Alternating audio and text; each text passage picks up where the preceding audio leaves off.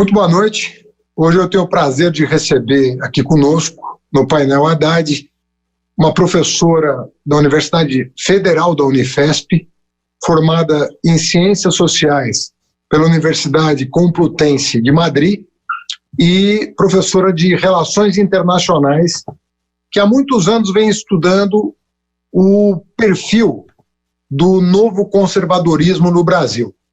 Eu estou com a professora Esther Solano. Muito boa noite, professora Esther. Boa noite, Fernando. Boa noite a você e a todos. Bom, eu queria que você nos contasse, em primeiro lugar, quando e por que começa o seu interesse na ascensão do conservadorismo no Brasil? O que te chamou a atenção e quando isso aconteceu? Bom, na verdade foi uma mistura de interesse de pesquisa, de interesse teórico, acadêmico e interesse político também. Quando começaram as manifestações pelo impeachment, pelo golpe, né, da presidente Dilma, eu fiquei muito chocada, né, pela quantidade de pessoas na rua, pelo conteúdo tão violento, né, da retórica, da estética das manifestações, e pensei, bom, aqui eu tenho que saber exatamente o que está acontecendo, né, e comecei a pesquisa sempre com essa mistura de pensar, eu quero entender, mas entender não só como professora e também como cidadã, o que está acontecendo para poder, de alguma forma, dar uma compreensão política ao fenômeno. Então, começamos aí a pesquisa, era 2015, né, se passou já bastante tempo. Eu me lembro muito bem que já fazendo a pesquisa quantitativa e qualitativa nas manifestações, o nome do Bolsonaro começava a aparecer, né, 3 anos antes das eleições. Então, comecei aí e não paramos até agora.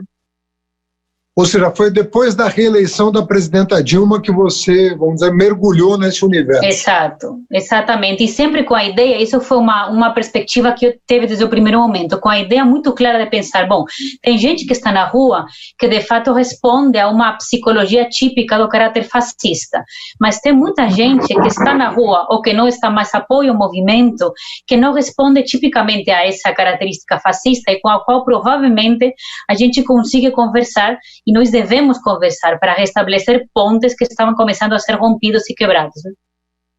E as pesquisas de campo se davam exclusivamente nas manifestações, ou você, depois de identificar o perfil do manifestante, você foi a campo nos bairros onde eles moram ou onde trabalham? Como é que se desenvolveu a pesquisa? Exato, num primeiro momento foi só nas manifestações. Quando a gente percebeu que o fenômeno era realmente abrangente, que não era simplesmente pontual, nós começamos a nos deslocarmos até a casa das pessoas, né? Então, atualmente na verdade, já há 2 anos eu faço uma pesquisa bem interessante junto com a Camila Rocha, né, uma colega do SEBRAP, e a gente basicamente faz uma questão que é muito óbvia, né, mas que é muito complexa no Brasil de hoje em dia, que é ir à casa da pessoa.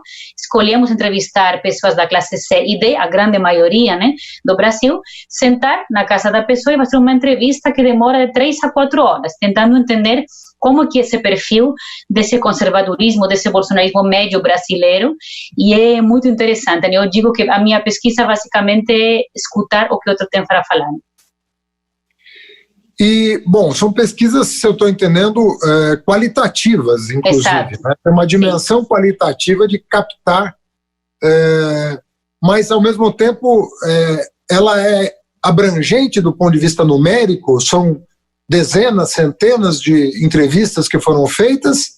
Sim, ou é uma coisa mais restrita? São centenas de entrevistas, Fernando, porque há quase 3 anos, né, que a gente sigue essa metodologia. Nós fizemos vários grupos de pesquisa, né? Recentemente acabamos que foi financiado pela Fundação Chile Setúbal, que foi feito no Brasil como um todo, no seu conjunto. Realizamos mais de 100 entrevistas em várias capitais brasileiras. E agora, por exemplo, a última, né, que a gente inclusive vai dar aqui exclusiva, né, é uma que a gente está realizando, captando um pouco como que é a crise do coronavírus vista por bolsonaristas, a saída do Moro vista por bolsonaristas também, financiada pela Fundação Friedrich Ebert, né? Então a gente tem, na verdade, vários ciclos de pesquisa, porque nossa ideia era captar o pré-bolsonarismo, antes da eleição de Bolsonaro, o auge do bolsonarismo na primeira época, né, da campanha e o primeiro momento do governo, e agora que a gente vê um certo bolsonarismo arrependido, ou, por outra parte, essa fidelidade daquele bolsonarismo que está 100% com o presidente. E você conseguiria caracterizar o que é esse bolsonarismo depois de 15 meses de governo, um pouco mais já, 16 meses de governo? Você já consegue identificar o que é o núcleo duro desse pensamento, se é que ele existe, o que ele expressa? Existe. Assim, metodologicamente a gente divide o bolsonarismo num bolsonarismo radical, aquele bolsonarismo raiz, e o bolsonarismo moderado, o bolsonarismo Nutella, né? Aquele bolsonarismo raiz é muito tipicamente o sujeito que eu sempre denomino psicologicamente fascista, que é aquele sujeito que não só tem uma adesão política com o Bolsonaro, mas uma adesão também emocional, psicológica, afetiva com o projeto de vida e o ethos político de Bolsonaro, né? Então, aquele sujeito tipicamente classe média, né, branco e tipicamente masculino também. Mas o que é interessante para nós muito mais é aquele bolsonarismo moderado. Então, por exemplo, uma boa parte da pesquisa, Fernando, são pessoas que votaram no Bolsonaro nessa eleição, mas que já votaram no Lula, já votaram na Dilma, inclusive votaram em você, né? Já pegamos várias pessoas que votaram em você e depois votaram em Bolsonaro, né, em 2018. Essa é a nossa ideia, como que esse sujeito que já votou em opções progressistas pode votar no Bolsonaro, né? E tem vários elementos, né? Tem um elemento importantíssimo que é a retórica da negação da política, a negação do Estado, a meritocracia, o discurso do empreendedorismo, né, a la Paulo Guedes. Tem um elemento fundamental que é o lavajatismo, né? Eu sempre digo que o Moro levou da mão a Bolsonaro, né, pela rampa do Planalto. O lavajatismo é fundamental. O antipetismo, que é de uma força e de uma virulência brutal, antipetismo, anti-esquerdismo. E depois tem dois elementos. Eu sempre repito, o bolsonarismo é maior do que o Bolsonaro. O Bolsonaro pode sair, inclusive, do governo, mas os elementos que caracterizam, né, esse mare magnum bolsonarista estão aí, são muito potentes. Um deles, por exemplo, é o que eu denomino a militarização da vida social e da política. Então, não só a presença intensa dos militares, sino a filosofia, os princípios militares, né? Então, a ideia da autoridade, a hierarquia, a ordem, a disciplina, né, como vetores da vida social, em contraposição a uma esquerda que seria o caos, a bagunça, a desordem moral, etc. E outra questão fundamental, que é o que eu denomino a cristianização, a evangelização da vida pública e da política, né? Fundamentalmente com um papel muito forte das igrejas pentecostais e neopentecostais. Eu não sei se eu posso resumir dessa maneira ou se eu estou puxando um pouco para a minha própria reflexão, mas eu lá atrás identifiquei, em 2018, numa entrevista, 3 núcleos mais bem delineados do bolsonarismo, que era um grupo autoritário, um núcleo autoritário, essa coisa da ordem, da militarização, né? Um núcleo fundamentalista, mais obscurantista, negação da ciência, uma procura desmedida, né, da verdade absoluta, da repressão a quem se comporta de uma maneira diferente daquela que você acha cabível, e um núcleo neoliberal associado a essa questão de menos Estado e mais mérito, mais as pessoas se virarem como podem e tudo mais. Faz algum sentido isso, ou você agregaria algum elemento que escapa dessa conformação de 3 núcleos mais rígidos? Eu diria que depois tem o núcleo lavajatista, né, que esse é importantíssimo também, né, o núcleo humorista lavajatista, mas ainda mais, eu te diria, Fernando, assim, você tem esses grupos que são parâmetros muito definidos, mas a grande maioria desse bolsonarismo mais moderado, que é a grande massa, né, dos eleitores de Bolsonaro, tem traços misturados desses elementos. Então, por exemplo, a gente estuda a classe C e classe D. Nesse grupo, muito interessante, por quê? Porque a maioria defende, por exemplo, o SUS, defende educação pública, a maioria é absolutamente contra a reforma da Previdência, então não é um caráter absolutamente privatista, paulo-guedista, mas a grande maioria deles também tem um discurso meritocrático empreendedorista, né? Essa massa, né, de empobrecidos, mas com discurso meritocrático. E, por exemplo, você tem também essa massa que a gente estuda de pessoas mais empobrecidas, votantes de Bolsonaro, que os dois vetores da ordem, desse militarismo da vida social e dessas questões dos valores, dos princípios religiosos, se misturam também de uma forma bastante unívoca, né? Então, eu te diria que o mais interessante de tudo isso é definir e identificar que elementos são muito mais perenes, são muito mais de longo prazo, e quais são os elementos com os quais a gente precisa urgentemente conversar. Vou te dar um exemplo.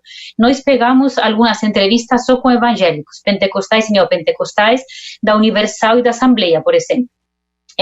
Eu entrevistei algumas mulheres muito pobres dessas duas igrejas, e elas, Fernando, antes da época da eleição, elas tinham muito medo, pensando, mas sim, medo legítimo, pensando que se o PT ganhasse a eleição, o PT iria contra a família, o PT iria contra seus filhos, contra a inocência dos filhos.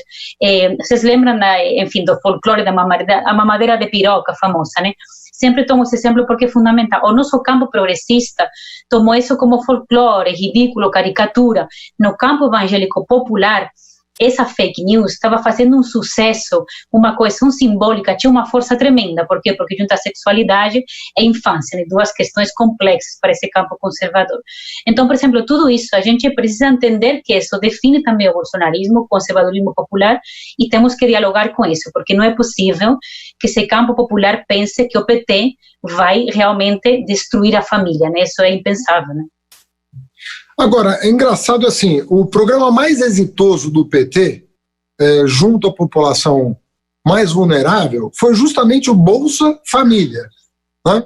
Que é um programa que estruturou, vertebrou, por assim dizer, a família brasileira economicamente vulnerável. Inclusive, há estudos mostrando que o número de divórcios diminuiu dentre as famílias beneficiárias do Bolsa Família, porque às vezes a briga de casal envolvia questões que podiam ser resolvidas com uma pequena renda mínima garantida, né? A gente sabe como é que é o dia a dia das famílias. Se você tá brigando ali pela pouca farinha, meu pirão primeiro, né? Você vai acabar se desentendendo com o filho, com a mãe, com a esposa, com o marido, e aí, às vezes, hoje existem estudos também dizendo que as pessoas recorrem ao álcool, por exemplo, em função da perda de poder aquisitivo que faz ele consumir menos proteína, né? E menos carboidrato, então ele recorre àquilo que é barato e resolve o problema dele diário. E muitas vezes o álcool cumpre esse papel com todos os efeitos deletérios que tem sobre a personalidade, sobre o autocontrole e tudo mais. Bom, depois de 12 anos, 13 anos de governo, né, como é que alguém pode acreditar na mamadeira ou no kit? O que a impressão, a gente imaginava, né, que a população estava passando por uma lavagem cerebral. O que é que, de fato, como é que as coisas conectam? Como é que é puro medo? Qual é o mecanismo, né, de inoculação desse tipo de pensamento? Olha, são vários mecanismos, vou citar algum deles. Por exemplo, o mecanismo da meritocracia, ele é fortíssimo, psicologicamente fortíssimo, Fernando. Entrevistamos muitas pessoas que já receberam o Bolsa Família. Mas o que acontece? A meritocracia, ela despolitiza a vida do indivíduo, despolitiza tanto o sucesso do indivíduo como o fracasso, o sofrimento e a dor do indivíduo. Então as pessoas falavam assim, qual que era a narrativa?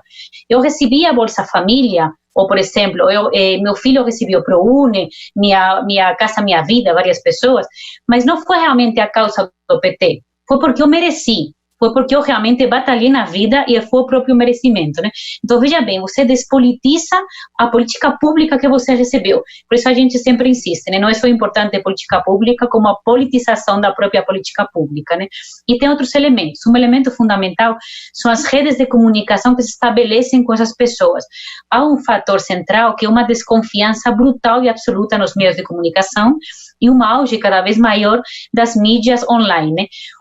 A gente denomina um fenômeno que aconteceu na campanha, que foi o que eu denomino a whatsappização da política, né? O uso do WhatsApp na política. E como que funciona o WhatsApp? Em redes de confiança, né? No fundo, é uma certa tribalização do conhecimento e da comunicação. É uma desconfiança na arena pública, no público, né? Do locus público, da esfera pública, e as pessoas se retrotraem para a esfera do privado, do íntimo. E aí que entram as redes do WhatsApp. Então, lembro, vou ter um exemplo que foi muito engraçado. Uma senhora estava falando com ela numa periferia de São Paulo.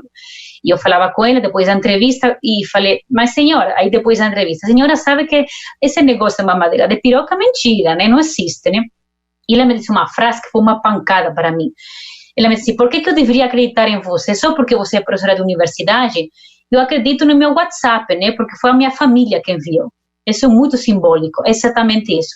Qual que é a autoridade que eu represento para ela, nessa crise dos mediadores tradicionais, né? Partidos, imprensa, academia, não são mais mediadores legítimos, cognitivos para muita gente, mas a rede de WhatsApp, da família dela, de proximidade material, emocional, afetiva, sim, representa alguma coisa, né? Então, se apareceu aqui, é verdade, né? E tem uma outra coisa também muito importante, Fernando, que é a proximidade, a pele com pele no cotidiano, né? Então, já encontramos muitas pessoas, isso acontece muito com as redes, por exemplo, evangélicas, né?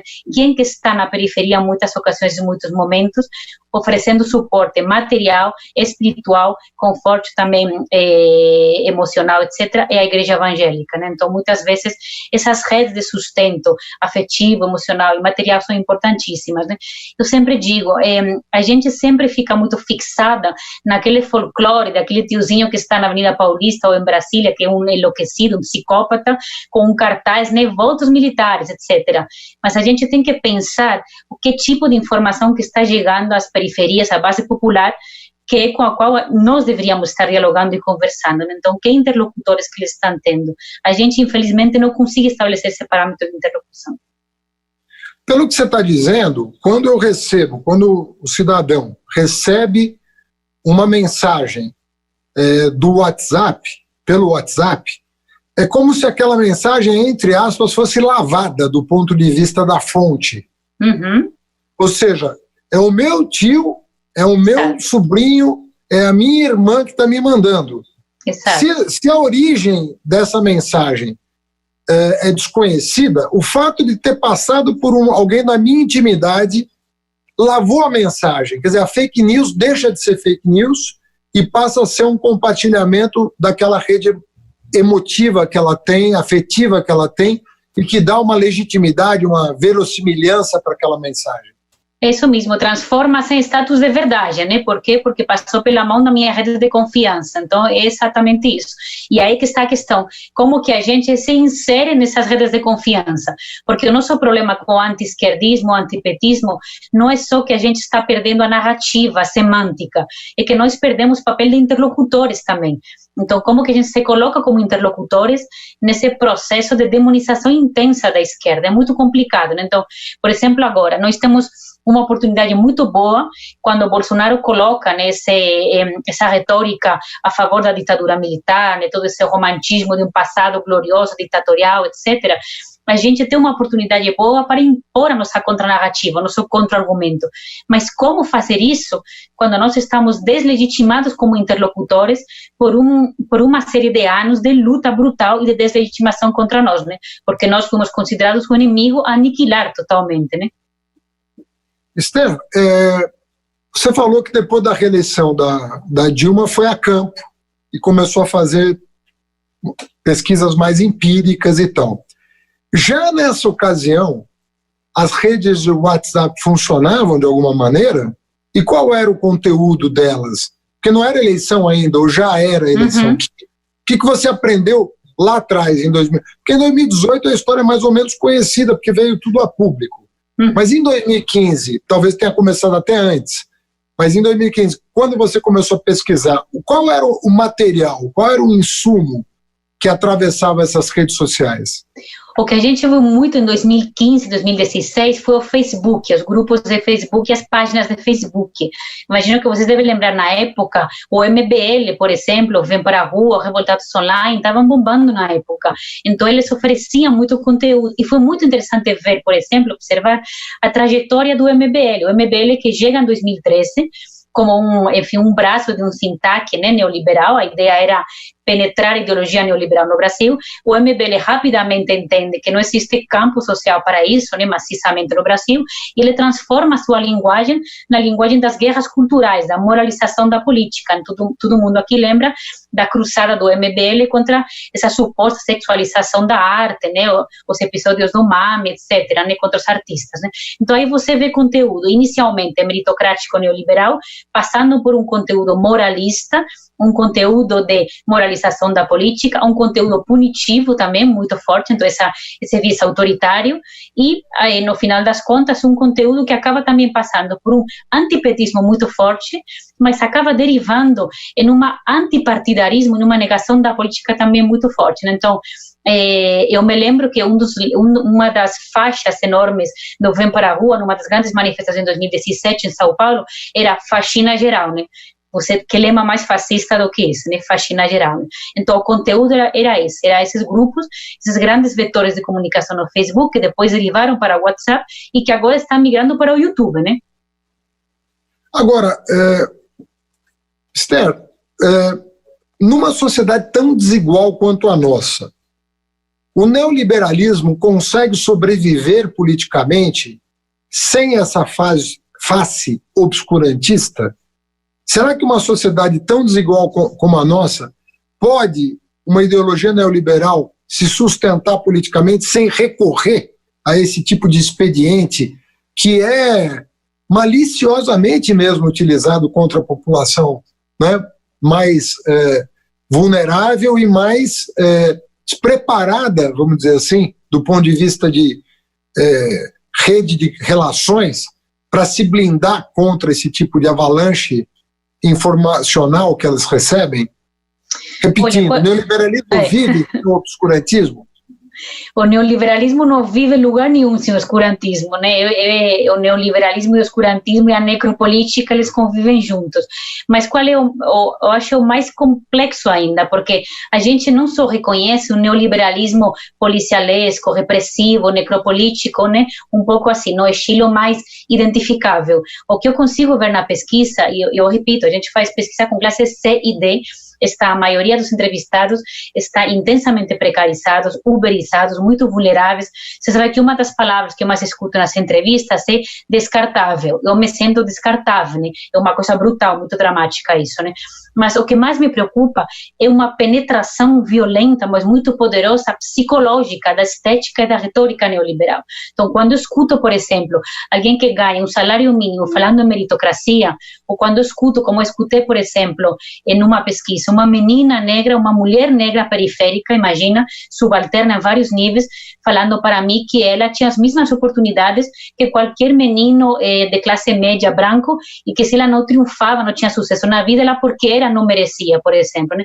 Quando eu escuto tudo isso, ou quando eu escuto de pessoas pobres que já entrevistei falando, eu não preciso do Estado, eu sou por minha conta, essa é a penetração de uma lógica neoliberal brutal, atroz, contra a qual é muito difícil lutar, né? Ou, por exemplo, esse processo de criminalização tão grande que nós vemos dos sindicatos, dos partidos, das organizações de esquerda. Então, esse processo psicológico do ethos neoliberal em base à criminalização, em base à meritocracia e à criminalização da política, é muito difícil, muito complexo lutar contra isso. É muito mais complexo lutar contra essa penetração psicológica do que lutar contra esse neoliberalismo repressivo que vai com uma farda e com um cacetete na mão. E o quanto o fundamentalismo religioso tem a ver com isso tudo? Quanto está imbricado uma coisa na outra? Uhum. Olha, é bem paradoxal tudo isso. Por quê? Porque, por uma parte, você tem todo um arcabouço teórico da teologia da prosperidade, que emana, né, de todo esse campo neoliberal, sustenta e retroalimenta todo esse campo, e isso é muito forte, né? Em algumas igrejas, como, por exemplo, a Universal, isso é absolutamente fundamental, né? Um dos parâmetros básicos da Igreja Universal. Mas, por outro lado, e por isso que eu falo em paradoxo, você vê que essa mesma igreja é a que oferece esse sustento e essa rede econômica em muitas regiões periféricas, né? Então, ao mesmo tempo que pregam essa ideologia, dessa teologia da prosperidade, elas são, e elas simbolizam a rede material de sustento periférico, né? Oferecendo cestas básicas, ajuda para as mães com os filhos na creche, etc., né? Então, essa imbricação complexa a qual nós temos que entender. A gente não pode só criticar o papel da igreja evangélica, por exemplo, obviamente criticar o fundamentalismo religioso, criticar o retrocesso brutal em direitos humanos da bancada mais fundamentalista, se a gente não conseguir entender que ela se organiza como rede de sociabilidade e também rede material para muitas pessoas que têm uma carência total pela ausência do Estado. Bom, mas agora sim, nós estamos diante de uma pandemia. Como fica a cabeça das pessoas diante da necessidade de leito do SUS, de falta de merenda na escola porque a criança não pode frequentar, a falta da renda básica de emergência, que foi aprovada pela oposição no nível que o governo não queria? Ou seja, numa situação como essa, imagino que a pessoa começa a recalcular algumas coisas, ou reprocessar alguns dogmas, vamos dizer assim. O que te parece isso? Você já tem elementos para saber se houve algum abalo nas convicções mais estreitas, né, sobre isso? Olha, estamos começando agora uma pesquisa com a Fundação Frederic Kerber que se dedica exatamente a entender isso, como que esses bolsonaristas mais moderados estão entendendo a crise do coronavírus e a crise da saída do Moro. A crise do coronavírus, nós estamos começando agora a pesquisa, mas eu já consigo te adiantar algumas coisas. Primeiro, há uma ausência muito grande de uma informação concreta e precisa. As pessoas não sabem muito bem o que está acontecendo, não conseguem entender exatamente, é uma pandemia, não é? Tem muita fake news rolando, então tem muita gente, já identificamos, que pensa que um vírus criado na China, para a China se enriquecer, pela Coreia do Norte, que se você tiver uma higiene pessoal boa, nunca você vai pegar o corona, se sua casa tiver uma boa higiene também. E o que muitas pessoas falam? O Bolsonaro, ele tem boas intenções, mas é a imprensa, é a oposição, é o Supremo Tribunal Federal, o conjunto institucional que não deixa Bolsonaro trabalhar. Então muita gente diz, deixa o homem trabalhar, ele não consegue fazer nada, se pega no pé o tempo todo. Quando ele saiu convocando a manifestação em plena pandemia, nós já pegamos vários testemunhos de pessoas que falavam assim, líder é isso, sai para a rua, se enfrenta ao vírus, não fica em casa, não fica mexendo no computador, não fica numa reunião virtual, né? Então você sempre tem, no final das contas, algum tipo de retórica para desculpar o Bolsonaro. Com a admissão do Mandetta, quase todo mundo entrevistado fala a mesma coisa, não, o presidente tem autoridade para admitir que for, então se o Mandetta saiu porque alguma coisa tinha aprontado, estamos com ele, né? Isso que eu posso te falar, né? Muito complicado. Ontem mesmo, Fernando, nós tínhamos algumas pesquisas marcadas com população periférica sobre esse assunto. Tivemos que desmarcar porque estava todo mundo com gente em casa, com churrascos, comemorando o Dia das Mães. Em plena pandemia, ninguém estava guardando distância social. Então, é complicado isso, né? Mas as pessoas parecem que claramente não têm a dimensão do que está acontecendo. Isso me parece muito óbvio, muito claro. Agora, não passa pela cabeça das pessoas que o Bolsonaro não trabalha porque não quer? Dos conservadores moderados e, obviamente, os radicais, o que passa pela cabeça é que ele está tentando, não deixam ele trabalhar, então isso é uma frase que a gente escutou o tempo todo, ele tenta, mas a imprensa pega no pé dele continuamente, não consegue fazer nada, e outra coisa que é muito interessante são os filhos dele são fontes de crítica por todo mundo, então os bolsonaristas, inclusive mais radicais, falam assim, os filhos do Bolsonaro, eles estão o tempo todo jogando caos, a instabilidade, etc., mas a figura do Bolsonaro ainda continua, eu diria, muito intocável por esse bolsonarismo que não é o radical, é o mais moderado. E, nesse caso específico, se atribui a quê? É uma capacidade de comunicação dele? Sim. A gente atribui muito... joga com a ignorância das pessoas, com a desinformação. Qual é o truque? Porque ele é uma pessoa muito limitada do ponto de vista intelectual, vamos dizer assim, uma pessoa que pensa dentro de uma caixinha bem pequena. Qual é a esperteza da retórica dele que cola? Eu acho que a esperteza dele talvez passa justamente por essa mediocridade que ele tem, provavelmente seja isso, né? Essa ideia de que ele se apresenta como um líder popular, como uma pessoa do povo, como uma pessoa, como um outsider, com uma retórica e uma estética totalmente diferentes, né, da clássica política. Então ele se apresenta como alguém que vem do povo, que não vem da elite, né? E não só se apresenta, como consegue colar perfeitamente essa imagem. Eu lembro de uma pessoa que disse para mim o seguinte, na época dos debates eleitorais, aqueles que nunca aconteceram com o Bolsonaro, né? Mas ela falava assim comigo, professora, Bolsonaro é o único candidato que eu consigo entender, os outros candidatos eu não consigo entender o que eles falam, por exemplo, só para dar um exemplo bem forte, né? Então acho que um pouco isso, ele se apresentar como alguém que é honesto, sincero, alguém que não se deixa levar pelo roteiro do marketing eleitoral, então é alguém que genuinamente tenta fazer as coisas, mas ele é bloqueado, obstaculizado pela máquina, por uma máquina política que é obscura, que é fisiológica. Então aí você junta, na verdade, duas questões. Ele que se apresenta como aquele outsider honesto, o tiozão, né, com o qual você pode contar, que é meio bruto, mas que é boa gente, e por outra parte, a negação da política, a política vista como algo criminoso e como algo sujo. Agora, isso que você está descrevendo, tem uma biblioteca escrita sobre a estética do nazismo e do fascismo. Isso foi estudado, personalidade autoritária foi estudada por muitos especialistas de psicólogos, psicanalistas, sociólogos. E a gente, quando usa a palavra fascismo, muita gente fala, não, vocês não podem usar uma palavra que emergiu lá nos anos 20 do século passado e que retratou uma conformação social bem específica da Itália, diferentemente da Alemanha, que ganhou outro nome por ter componentes que na Itália mesmo não existia. Então não dá para transportar no tempo e no espaço um conceito datado para hoje. O quanto isso é verdade, o quanto não é, no sentido de o quanto de elementos daquele tempo estão presentes hoje na retórica e na forma de ser do Bolsonaro. Para mim, obviamente, não é verdade. Eu sou uma legítima defensora do termo fascismo. Para mim é muito claro. Eu digo que o Bolsonaro, ele representa a figura fascista e ele promove, ele provoca uma fascistização da política e da vida cotidiana. Porque como que eu defino fascismo? Eu acho que a gente não deve ficar preenchida em questões cronológicas, nem datas históricas. Para mim, fascismo é a pessoa, o movimento político que é movido pelo desejo de aniquilação do outro, pelo ódio ao outro, né? Então, é aquela pessoa movida afetivamente pelo ódio. E isso claramente é o Bolsonaro. E não só o Bolsonaro. Quando a gente fala do bolsonarismo mais radical, são pessoas movidas afetivamente, motivadas afetivamente pelo ódio e pelo aniquilamento ou simbólico, o silenciamento da alteridade do outro, ou um silenciamento e um aniquilamento real e físico, né? A gente sabe muito bem que o bandido morto, basicamente, é uma expressão também da estética da retórica fascista. Então, eu acho que a gente deve se reivindicar o termo fascista, deve reivindicá-lo, porque basicamente isso, eu acho que é a vitória do ódio, a vitória política do ódio, e não só a vitória política, uma coisa que a gente vê na pesquisa é a vitória dos micro-ódios, os microfascismos, os ódios cotidianos.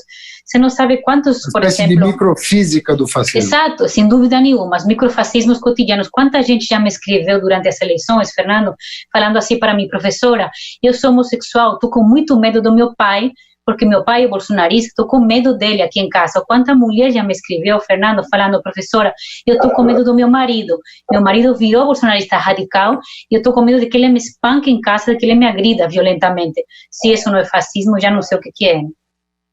Bom, os dados sobre violência doméstica contra a mulher se ampliaram muito, né, desde a posse do Bolsonaro, eu diria desde a eleição dele.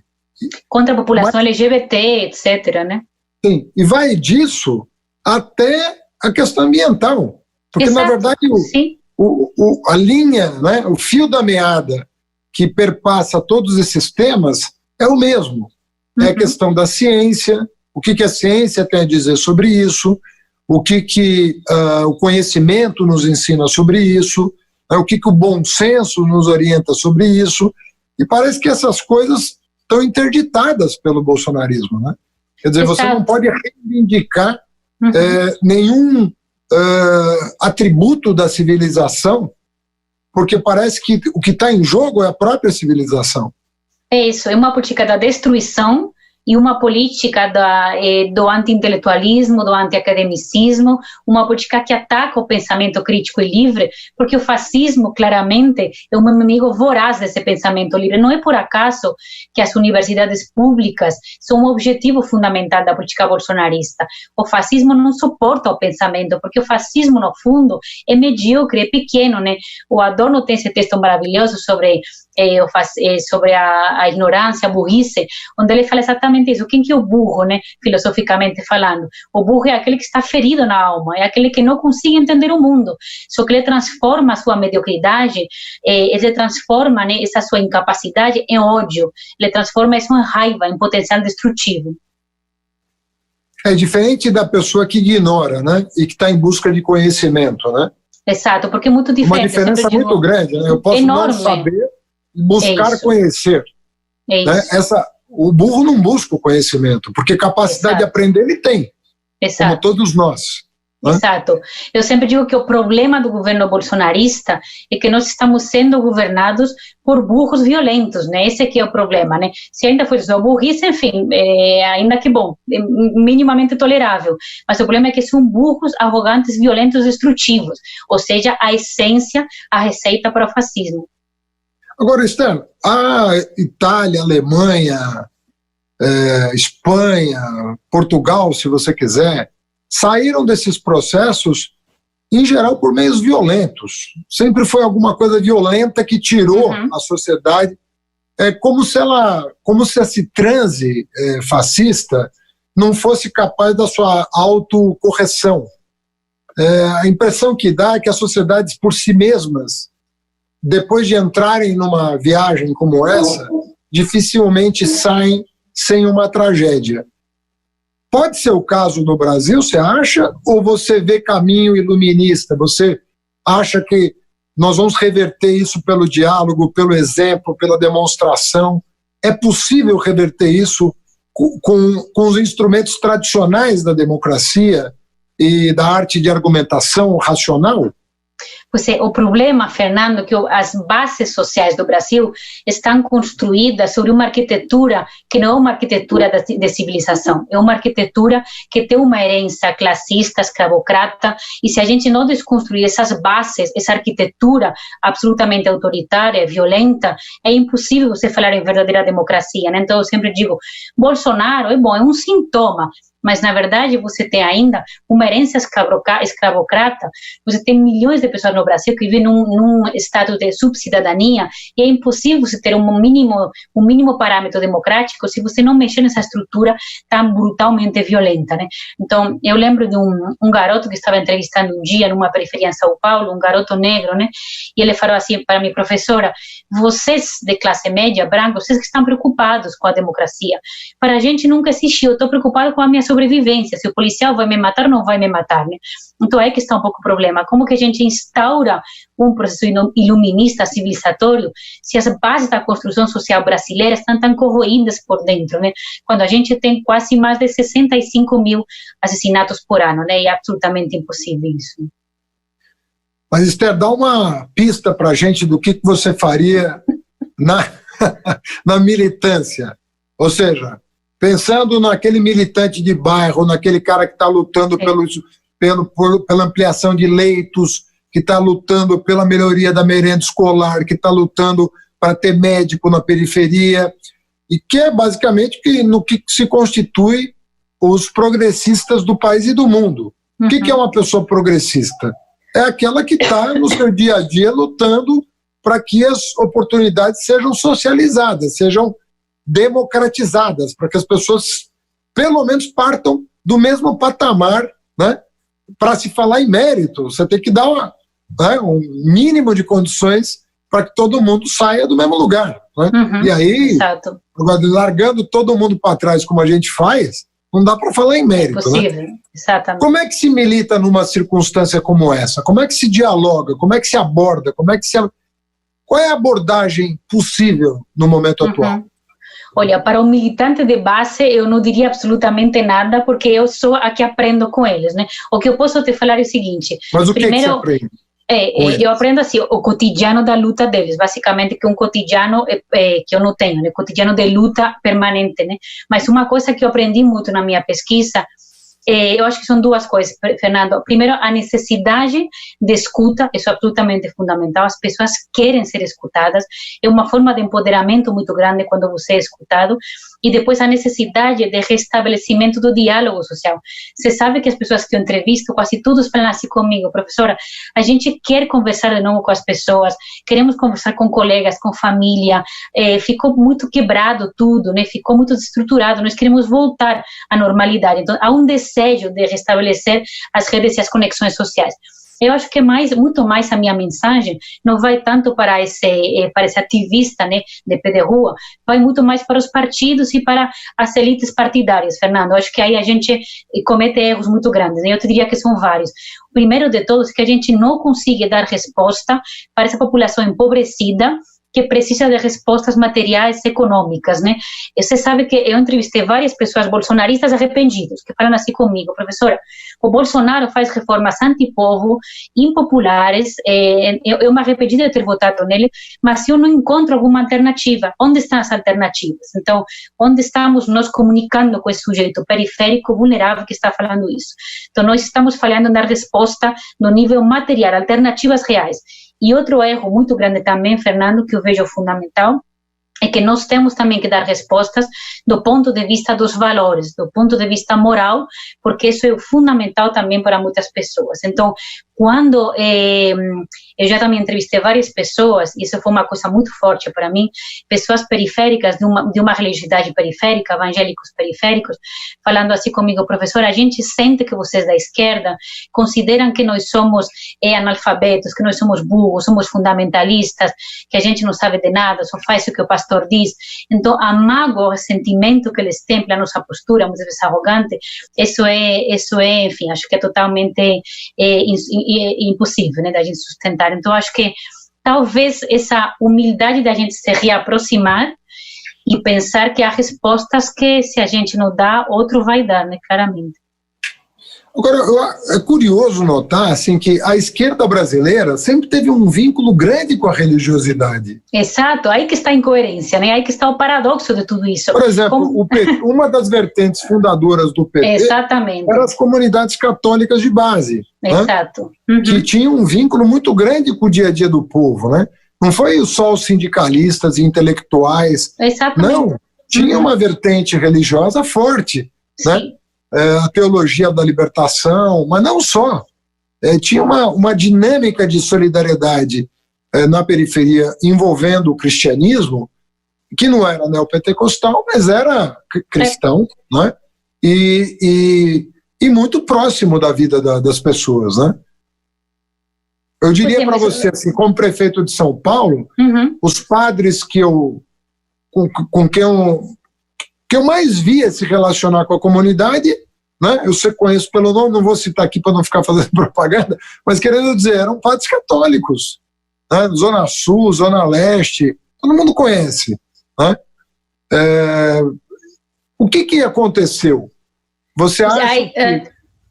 Aí que está o grande paradoxo, né? Eu sempre digo, como é possível as pessoas pensarem que o PT vai atacar a religião quando exatamente um dos vetores de crescimento do PT foi exatamente a religião, né? Mas eu acho que nós minimizamos, não soubemos entender o papel tão fundamental das igrejas pentecostais e neopentecostais, Fernando. E não só o papel material, o papel religioso, sino também o papel de criação de um campo social, de um campo político, de um campo de narrativas. Nós utilizamos muito na pesquisa o termo contrapúblico, que exatamente todo esse potencial narrativo de criação de consensos sociais por fora dos públicos tradicionais que nós conhecemos. As igrejas pentecostais e neopentecostais têm um poder enorme de criação dessas narrativas. Nós desdenhamos muito tudo isso. O problema é que agora elas já estão instauradas, elas já estão fixadas, né? Não só semanticamente, mas também como interlocutores. E eu sempre digo, para ontem, nós temos que estabelecer um diálogo com eles, dois movimentos em paralelo, uma luta intransigente contra a bancada fundamentalista, mais retrógrada e pela laicidade do Estado, mas uma aproximação a esse evangelismo popular que não podemos deixar abandonado. Marcelo, eu queria fazer uma pergunta um pouco prospectiva. A gente já está caminhando para finalizar a nossa entrevista. Eu conversaria com você uma semana aqui para se apresentar todos os resultados da sua pesquisa, e nós vamos ter outras oportunidades. Mas tem uma elite, vamos dizer assim, uma elite brasileira com um pé na modernidade, que sonha com a possibilidade de um partido democrata americano, que é neoliberal na economia, mas progressista nos costumes. Né? Então, um pessoal que olha para os Clinton e que sente uma certa melancolia, né, da gente não ter alguma coisa.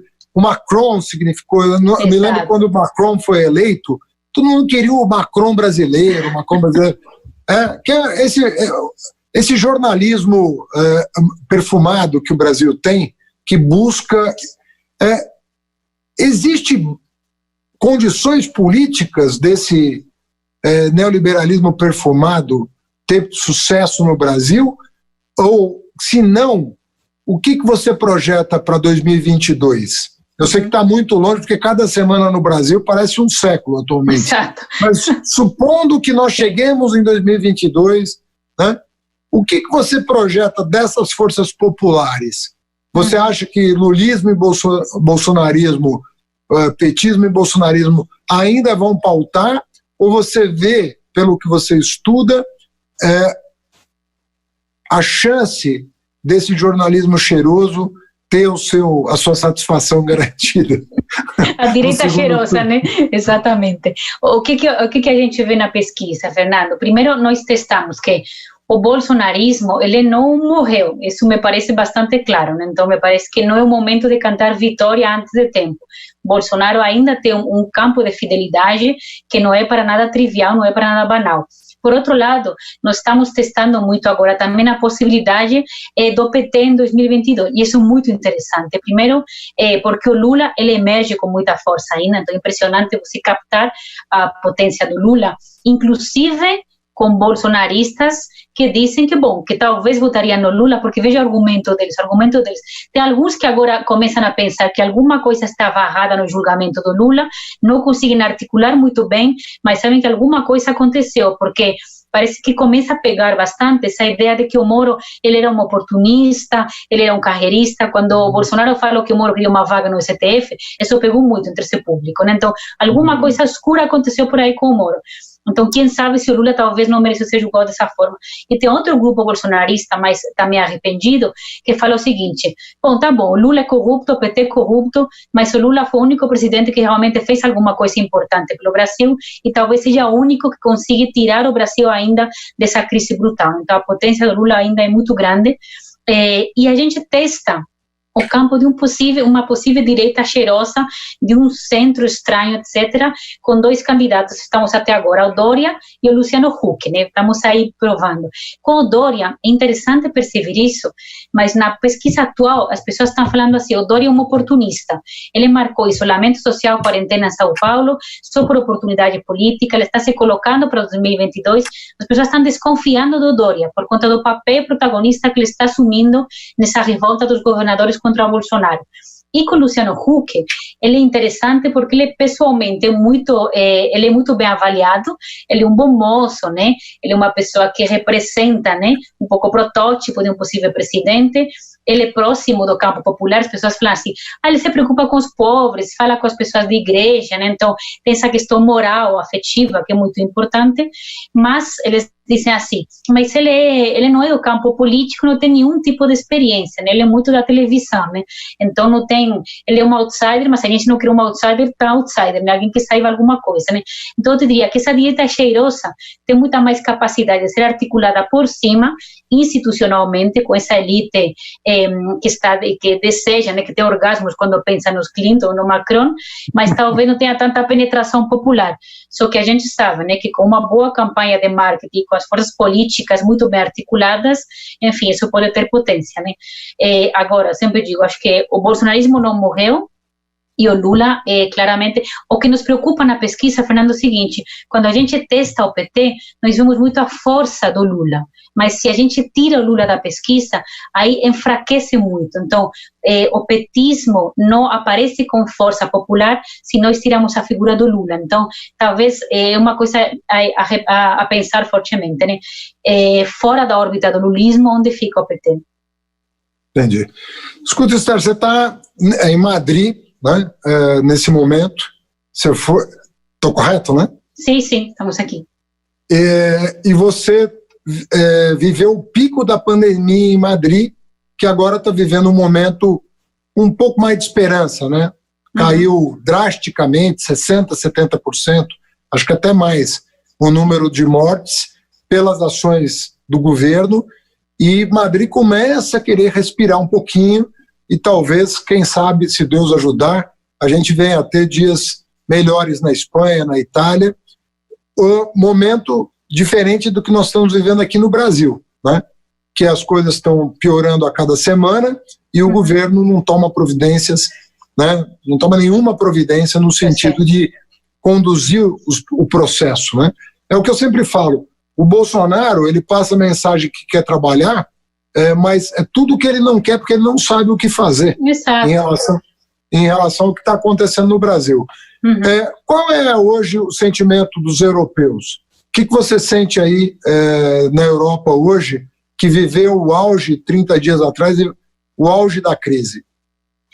Nós passamos, afortunadamente, é verdade, o número está descendo de mortos, nós passamos de uma média de quase 900 mortos, quase 1.000 no pico, e agora estamos em menos de 200 por dia, né?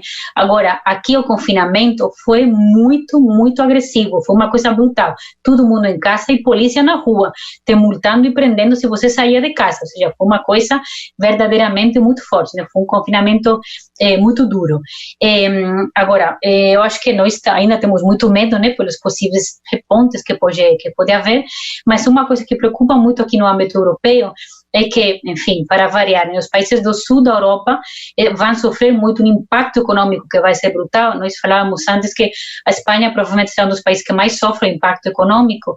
Nós vivemos muito do turismo, né, e estima-se que nós teremos mais de 20% de desemprego, uma queda do PIB de mais de 10%, e ainda de novo, mais uma vez, em 2008 foi a primeira vez, mas ainda vemos isso de novo, é a Europa das duas velocidades, né, a Europa do Norte, a Europa mais rica, mais robusta financeiramente, e a Europa do Sul, que é muito mais frágil, né?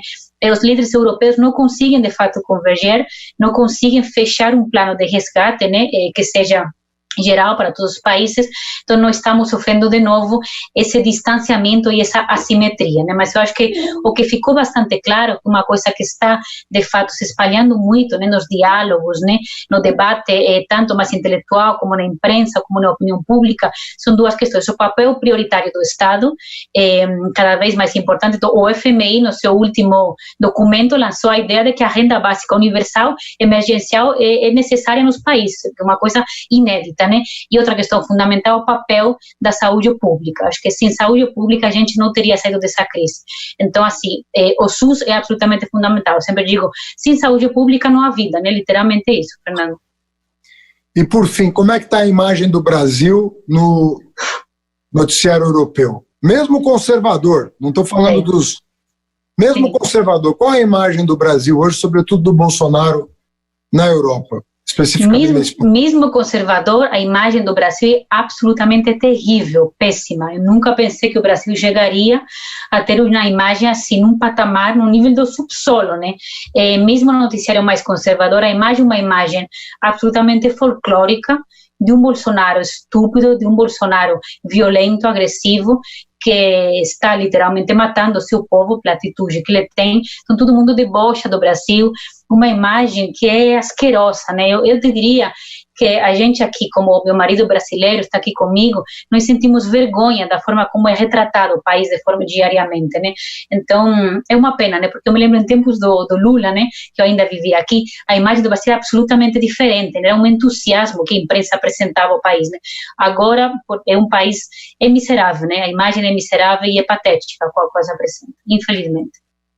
Esther, foi um prazer enorme conversar com você. Desejo para toda a tua família muita saúde. Espero que você esteja entre nós o quanto antes. Abraço para o marido, para o filhote que chegou recentemente.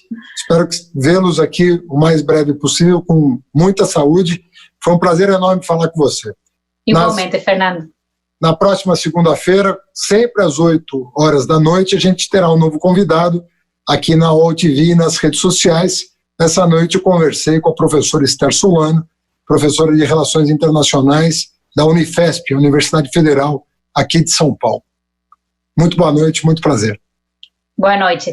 Boa noite.